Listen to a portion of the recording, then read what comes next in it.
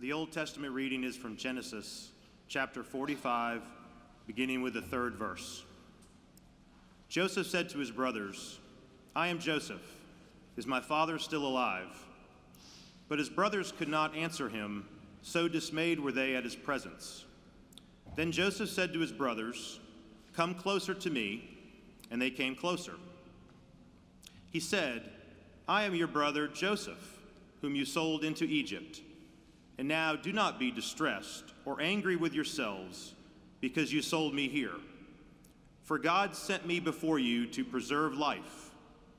For the famine has been in the land these 2 years, and there are 5 more years in which there will be neither plowing nor harvest.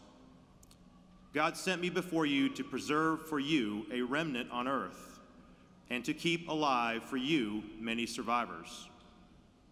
So it was not you who sent me here, but God. He has made me a father to Pharaoh, and lord of all his house, and ruler over all the land of Egypt. Hurry and go up to my father and say to him, 'Thus says your son Joseph, God has made me lord of all Egypt. Come down to me, do not delay. You shall settle in the land of Goshen, and you shall be near me, you and your children, and your children's children, as well as your flocks, your herds, and all that you have.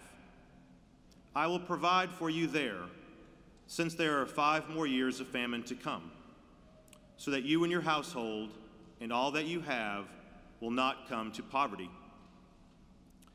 And now your eyes and the eyes of my brother Benjamin see that it is my own mouth that speaks to you.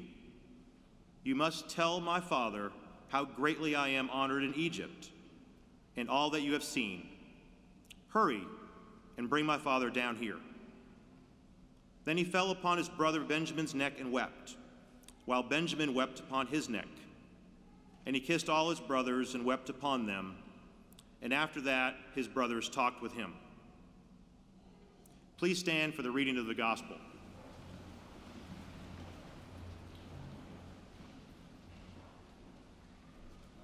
The gospel reading is from Luke, chapter 6, beginning with the 27th verse. "But I say to you that listen, love your enemies, do good to those who hate you, bless those who curse you, pray for those who abuse you." This is the word of God for the people of God.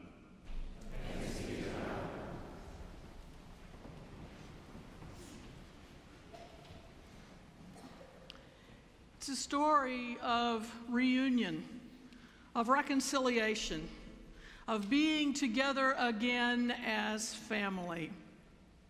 You know, if you spend any time at all on Facebook, you're bound to see videos of soldiers who are returning home, and they go through all kinds of machinations to make it a surprise. And when they surprise their family, the exhilaration of the moment is infectious. When they surprise their pet dog, as with one Great Dane, he knocks his owner into next Tuesday. He's so happy. That exhilaration of being reunited. Or we hear stories of children who have been separated from their siblings or adopted at an early age, who then discover and meet relatives they never knew before. The emotion of that kind of reunion can be overwhelming, even for those of us who are just watching. And for many of us, these reunions form the most treasured events of our lives, whether they take place at weddings or funerals or Thanksgiving or Christmas. Our families, our extended families, come back together, most likely to share a meal. And I wonder whether the gathering is an excuse to eat, or whether eating is an excuse to get together. I have a dear friend, a conservative Jew, who is fond of repeating this old joke that condenses the entire scope of Jewish history into one statement. They tried to kill us, we survived, let's eat. Which brings us to the scripture you just heard read. Joseph, whom his brothers tried to kill, now long given up for dead, is reunited with his family, and food is the catalyst. Now, it would take longer than we have this morning to recount the entire backstory that brings us to this point. But neither can we just land in the middle of it and fully appreciate the pain and the vulnerability and the immense, immeasurable love that's woven throughout. As they say on TV, if you like this story, you should go read the book. It's marvelous. But for now, suffice it to say that Joseph, firstborn of his father's first love, is the favorite son. The next to the youngest of 12 brothers, he holds a place of privilege. His father gives him an ornate cloak with long sleeves. Only people of privilege wore clothing with long sleeves. If you were a laborer in the field like his brothers, you had to wear short sleeves that would allow you to do that kind of work. And then Joseph has these dreams in which his mother and his father and his brothers all bow down to him. And he's sent repeatedly to the fields to report back on his brothers, and he wears that fancy cloak out into the field, and then he brings back bad reports. So his brothers have ample reason to resent this spoiled younger brother. And when given the chance, they decide to be rid of him once and for all. They sell him into slavery. A lot of good that stupid cloak will do him now. In fact, they take that detested cloak, they soak it in blood, and they give it to their father and say, "See, Dad, look what we found. It was too late for us to do anything to save him. This is all that's left." All that's left. A mutilated cloak, a father's mutilated heart, and a mutilated family, separated, torn apart by jealousy, anger, contention, revenge, and then followed closely by grief and remorse and pain. And poor Joseph, abandoned, no, sold by his own family, ripped away from them, and now he has his own share of hurt and fright and pain, with even more to come: slavery, false accusations, false imprisonment. Indeed, for the next 15 years, that entire family will be living with deep wounds that never truly heal, all of them probably wondering whether God has forgotten them altogether. Now, of course, we know that God did not forget Joseph. And although God never shows up in this story as a voice from on high or as a stranger with whom to wrestle, God is obviously with Joseph, making everything he puts his hand to a success. Until now, Joseph is the most powerful man in all of Egypt, second only to the Pharaoh. Joseph has moved on. He's embraced his new life as an Egyptian lord. In dress, in language, he even has an Egyptian name, Zaphanath-Paneah, which means God speaks and he lives. To every outward respect, Joseph is an Egyptian, but he names his first son Manasseh, a Hebrew word meaning forget. Joseph says, "It is because God has made me forget all my trouble and all my father's household. My family sold me, left me for dead. I'm sure that they've now forgotten me. So now with God's help, I will forget my deepest pain, Manasseh." So Joseph goes on to deal very expertly with a severe famine, makes a profit, and along the way he learns how to maneuver and manipulate in an unfriendly world. But I wonder at what cost. Because by burying and forgetting his pain, perhaps he is burying and forgetting who he is. And I say that because 2 years later, when his brothers come seeking food, Joseph pretends not to know them. And for the next 3 chapters, he does all kinds of really strange things, offering kindness to his brothers, but in such a way that it wounds them anew. And he watches them suffer, even as they had made him suffer. This isn't the same Joseph who had honored God while a slave, while in prison, while accused falsely. Like most of us, Joseph is a wounded soul, living behind a facade, struggling to forget and to move beyond his pain. But had he really? One look at those faces, those familiar faces, those family faces, the faces he'd grown up with, the faces that he sees in his dreams peering down into the well where they had thrown him. No, he hadn't forgotten, because the ones he had pretended were dead in his mind are now alive, and they're standing right in front of him. And those deep wounds are raw once again, and the waves of pain and grief wash over him anew. Our wounds are deep as well, and we try to forget. We go through so many contortions to try to forget the ways that others have hurt us, the ways we may have hurt others. And sometimes we're successful, maybe even for a long time. But invariably, in an instant, we're reminded, with a face, a voice, a box of old belongings falls open, and something that we were pretending was dead and gone is alive again, with all those emotions resurfacing in full force, leaving us ready to return wound for wound. Or if not, to isolate ourselves, withdrawing further and further from those people who remind us of our hurt. And without God, that's exactly what we do. Without God, we are, as Yoda would say, on the path to the dark side, where fear, and I would add pain, lead to anger, anger leads to hate, and hate leads to suffering.